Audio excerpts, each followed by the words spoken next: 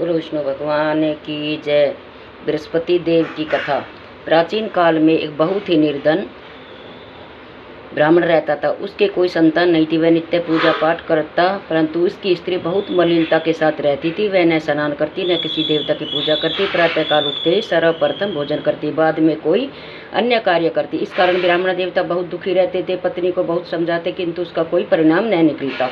भगवान की अनुकंपा से एक समय उस ब्राह्मण की पत्नी गर्भवती हुई और 10वें महीने में एक सुंदर कन्या को जन्म दिया। निर्धन ब्राह्मण कन्या के जन्म से बहुत दुखी हुआ। धीरे धीरे ब्राह्मण की कन्या बड़ी होने लगी।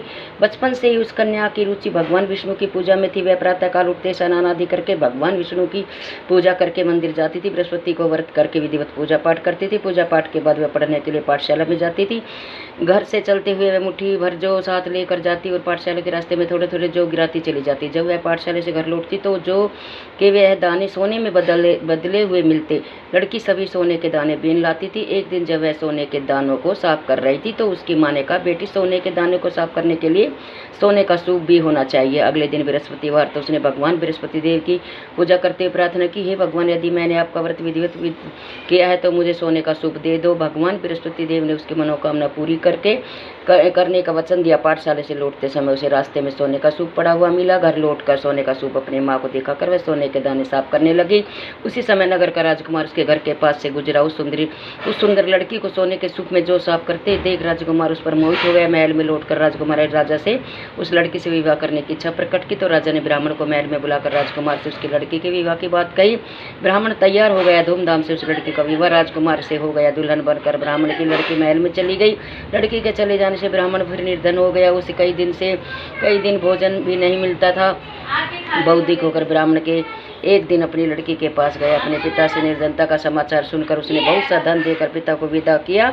उस धन का ब्राह्मण के कुछ दिन तो आराम से गुजर गए, लेकिन जल्दी ही फिर भूखे मरने की हालत हो गई। ब्राह्मण अपनी लड़की से धन लेने के लिए फिर महल में पहुंचा। लड़की ने पिता की बुरी हालत देखकर कहा, पिताजी, आखिर आप कब तक मुझसे धन लेकर जीवन व्यापन करोगे? आप कोई ऐसा उपाय क्यों नहीं करते जिससे आपका घर धन संपत्ति से भर जाए? ब्राह्मण ने कहा, मैंने तेरी माँ को बहुत समझा लिया, पर उसके समझ में कुछ नहीं आता। उसका फुहड़पन नष्ट तो घर की निर्धनता भी दूर हो जाए। तब कुछ सोचकर लड़की ने पिता से कहा, पिताजी, आप कुछ दिनों के लिए माँ को मेरे पास छोड़ आओ। तब मैं कुछ सोचकर ब्राह्मण पत्नी ने लड़की के पास महल में छोड़ दिया। लड़की ने अपनी माँ से कहा, माँ, तुम कल प्रातः उठकर स्नान आदि करके भगवान बृहस्पति देव विष्णु भगवान की पूजा अवश्य करना। पूजा करने से तुम्हारी निर्धनता अवश्य दूर हो जाएगी। लेकिन उसकी माँ ने उसकी कोई बात नहीं मानी।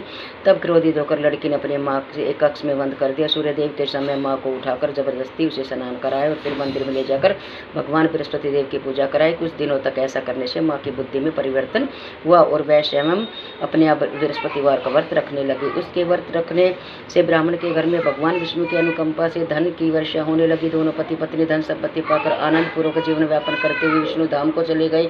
लकड़हारा बने राजा ने उन साधु से भगवान बृहस्पति देव की यह कथा सुनकर बृहस्पतिवार का व्रत करके भगवान विष्णु की पूजा की। उस दिन से उसके सभी कलेश दूर हो गए। लेकिन अगले बृहस्पतिवार को कामकाज में अधिक व्यस्त रहने के कारण उसने भगवान बृहस्पति देव का व्रत नहीं किया।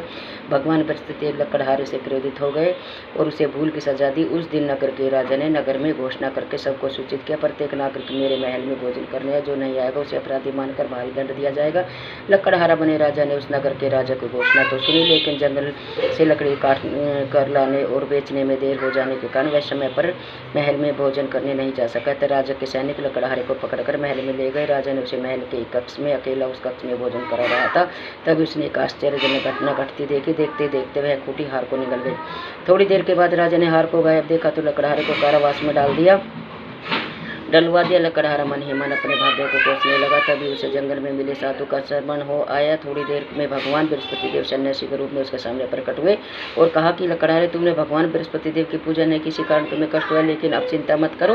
बृहस्पतिवार के दिन कारागार के दरवाजे पर तुम्हें कुछ पैसे पड़े हुए मिलेंगे। उन पैसों से भगवान बृहस्पति देव की व्रत करके उनकी पूजा करोगे तो तुम्हारे सब दुख नष्ट हो जाएंगे। बृहस्पतिवार के दिन दरवाजे पर पड़े पैसों से चने और गुड़ मंगाकर लकड़हारे बृहस्पतिवार की कथा कही और भगवान बृहस्पति देव ने प्रसन्न होकर उस नगर के राजा को सपने में लकड़हारे को कारागार करने को कहा। सुबह राजा ने अपने कक्ष में आकर देखा तो खूंटी पता नहीं कहाँ टका हुआ था। राजा ने लकड़हारे को मुक्त करा दिया और उसे धन और आभूषण देकर विदा किया। लकड़हारा बना राजा उस नगर में चलकर अपने नगर में पहुंचा तो उस नगर में धर्मशाला, बाग बगीचे बहुत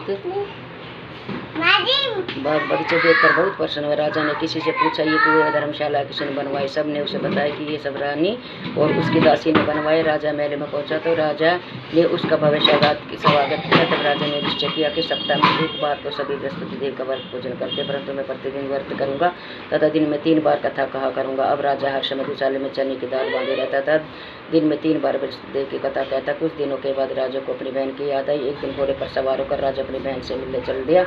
अभी राजा नगर के बाहर पहुंचा था कि उसे कुछ लोगों ने एक शव को ले जाते हुए देखा। राजा को स्मरण हुआ कि आज उसने अपने बृहस्पतिवार की कथा नहीं कही है। सुनाई। राजा ने उन लोगों को रोककर कहा, भाइयों, आप सबको ले जाने से पहले मुझे मेरी बृहस्पतिवार की कथा सुन लो। लोगों ने राजा पर प्रेरित होते हुए कहा, तुम पागल हो तो नहीं हो? लेकिन कुछ बड़े बूढ़े लोगों ने कहा, अच्छा भाई, साथ में चलते चलते तुम भी अपनी कथा भी सुना लो। राजा ने चलते हुए आधी कथा ही कही सुनी थी कि सब हिलने लगा। राजा की पूरी कथा सुनते सब उठकर बैठ गए। लोगों ने हैरानी से दांत तले उंगली दबाई और अगले बृहस्पतिवार से भगवान बृहस्पति देव का व्रत करने का कथा सुनने का निश्चय कर लिया। अब घोड़े पर सवार राजा चलते हुए एक दिन किसान के पास पहुंचा। किसान अपने खेत में हल चला रहा था। राजा ने कहा, अरे भाई, मुझसे बृहस्पतिवार की कथा सुन लो। किसान जुझला कर बोला, अरे भाई, देख नहीं रहे, जितनी देर तक तुम्हारी कथा सुनूंगा उतनी देर में तुम्हें पूरे खेत में हल चला दूंगा। राजा निराश होकर चलने लगा। तभी किसान के बैल लड़खड़ा कर जमीन पर गिर पड़े। किसान ने के पेट में भी जोरों का दर्द होने लगा। उसे किसान की पत्नी जब खाना लेकर आई तो उसने किसान से इस बारे में पूछा। किसान ने घुड़सवार के पूरी कहानी सुनाई। किसान की पत्नी दौड़ती हुई राजा के पास पहुंचकर हाथ जोड़कर बोली। राजा ने उसके साथ खेत में पहुंचकर बृहस्पतिवार की कथा सुनाई। तब बैल उठकर किसान की पत्नी दौड़ती हुई राजा के पास पहुंचकर हाथ जोड़कर बोली, भैया, मैं तुम्हारी कथा सुनने को तैयार। राजा ने उसके साथ खेत पर पहुंचकर बृहस्पतिवार की कथा सुनाई। तभी बैल उठकर खड़े हो गए। किसान के पेट का दर्द भी तुरंत ठीक हुआ। राजा अपनी बहन के घर पहुंचा तो उसकी बहुत आवभगत हुई। पहले दिन सुबह उठकर राजा ने देखा घर के सभी लोग भोजन कर रहे। किसी भूखे को बृहस्पतिवार की कथा सुनाए बिना राजा भोजन नहीं करता। उसने अपनी बहन से कहा, बहन, क्या घर में कोई व्यक्ति है जिसने अभी तक भोजन नहीं किया? उसकी बहन बोली, भैया, हमारे घर में तो क्या आपको पूरे नगर में कोई ऐसा व्यक्ति नहीं मिलेगा जिसने सुबह सुबह भोजन नहीं किया हो। तब राजा ने बहन के घर से निकलकर उस नगर में बिना भोजन के व्यक्ति की तलाश की। एक गरीब के घर में उसका बेटा बीमार होने के कारण भूखा रह गया था। राजा ने उसको जाकर बृहस्पतिवार की कथा सुनी। कथा सुनते ही गरीब का बीमार बेटा बिल्कुल ठीक हो गया। सबने राजा की बहुत प्रशंसा की। एक दिन राजा ने मेरी बहन से कहा, बहन, अब हम अपने घर को जाना चाहते, तुम भी हमारे साथ चलो, कुछ दिन वहाँ रहकर लौट आना। राजा की बहन ने अपनी सास से पूछा तो सास ने ताने देते हुए कहा, बहू, मायके जाना हो तो अकेले जाना, मेरे पोतों को नहीं लेके जाना। तुम्हारे भाई के यहाँ कोई संतान नहीं है, कहीं तुम्हारी भाभी मेरे पोतों पर कोई जादू टोना न कर दे। दूसरे कसम बहन की सास की बातें सुनकर राजा दुखी मन में अकेला ही अपने नगर को लौट आया। रानी ने राजा से कहा, अब तो बहन को साथ लाने के लिए बात कर रहे थे, फिर बहन को साथ क्यों नहीं लाए? तब राजा ने दुखी होते हुए कहा, रानी, हम निसंतान है, इसलिए कोई हमारे घर आना पसंद नहीं करता। रानी ने राजा को समझाया, हे प्राणनाथ, हमें बृहस्पति देव ने सब कुछ दिया है, अब भगवान बृहस्पति हम संतान भी अवश्य देंगे। बृहस्पतिवार को विधिवत व्रत करते हुए राजा रानी ने भगवान बृहस्पति देव से संतान के लिए प्रार्थना की। कुछ दिनों के बाद उन्होंने सपन में दर्शन देते हुए कहा कि हे राजन, तेरी मनोकामना अवश्य पूरी होगी। 1 सप्ताह बाद ही रानी गर्भवती हो गई। 10वें महीने रानी ने एक सुंदर पुत्र को जन्म दिया। राजा रानी जीवन पर्यंत बृहस्पतिवार का व्रत करते रहे। उनके घर में धन की वर्षा होती रही। इस तरह आनंद पूर्वक जीवन व्यापन करते हुए राजा रानी भगवान बृहस्पति देव की अनुकंपा से मोक्ष को प्राप्त करके सीधे वैकुंठ धाम पहुंच गए। बृहस्पतिवार को विधिवत व्रत करके जो स्त्री पुरुष भगवान विष्णु की पूजा करते हैं, भगवान उनकी सभी मनोकामना पूर्ण करते हैं। बोलो विष्णु भगवान की जय। हमें ये दाल और चने कुछ केले के पेड़ की जड़ में चढ़ाने और जल भी केले के पेड़ में चढ़ाना है। बोलो विष्णु भगवान की जय। इसके बाद विष्णु भगवान की आरती करनी है। बोलो विष्णु भगवान की जय।